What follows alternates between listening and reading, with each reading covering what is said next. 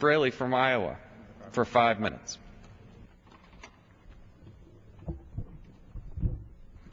Thank you, Mr. Speaker. There are 435 members of the House of Representatives. We come from all over the country, and every one of us encounters people from the towns and cities and rural parts of our district that inspire us through the heroic action that they exhibit in every day of their lives. And Mr. Speaker, I rise this morning to talk about one of those heroic people that I've known for 35 years. Her name is Bev Rens, and I met her when I was working with her husband at a grain elevator in the small town of Hartwick, Iowa. I later got to know her better playing softball for a team called the Front Street Tap located in Brooklyn, Iowa.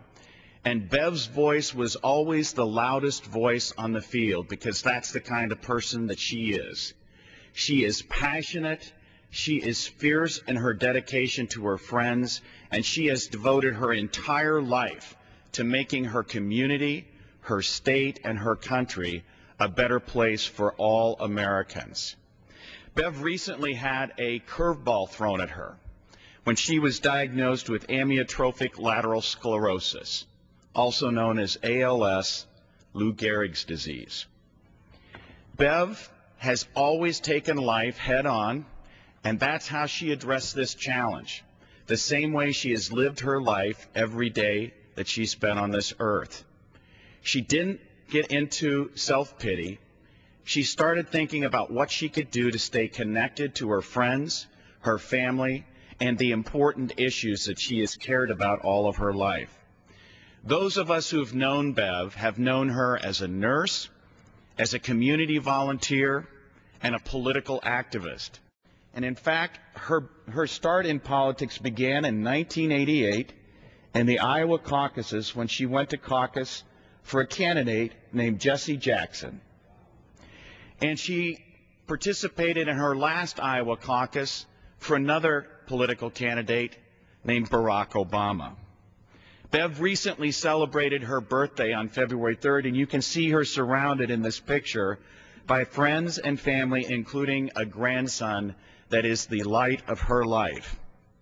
But one of the things that Bev's life teaches us is that we face challenges every day, and no challenge is too great for us to solve if we come together in a spirit of cooperation and a belief in the common good that we can solve the problems that we face as a country.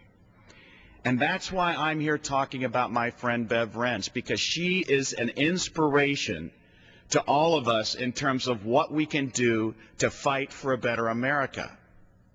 She decided a long time ago that access to health care was an important priority being denied millions of Americans, and she knew that from her work as a frontline care provider, taking care of sick people and trying to take care of them in their end-of-life experiences, which is one of the most precious times that a family gets to spend together.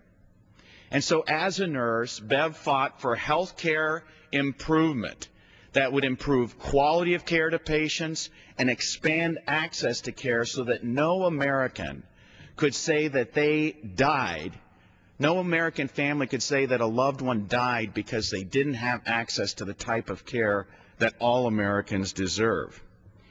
It's important for those of us who are struggling with this issue of how we provide quality, affordable health care to Americans to think about inspirational people like Bev and what she's done her entire life to help people in need, whether as a community volunteer, as a nurse, as an activist.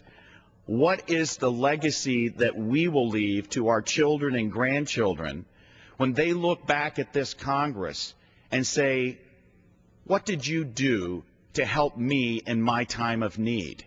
Because Bev never worries about that question. She says, I'll be the first one in, and I will fight until I don't have any breath in me left to give.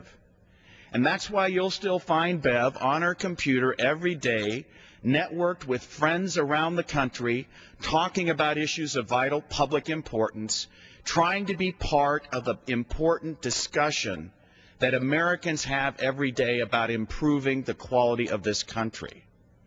And predictably, in the wonderful small town where I grew up, Brooklyn, Iowa, Bev's story has inspired many others to pick up the cause, and they formed what's been called Bev's Brigade, an army of loyal volunteers who show up at her house every day to take care of her basic needs after a lifetime of helping others.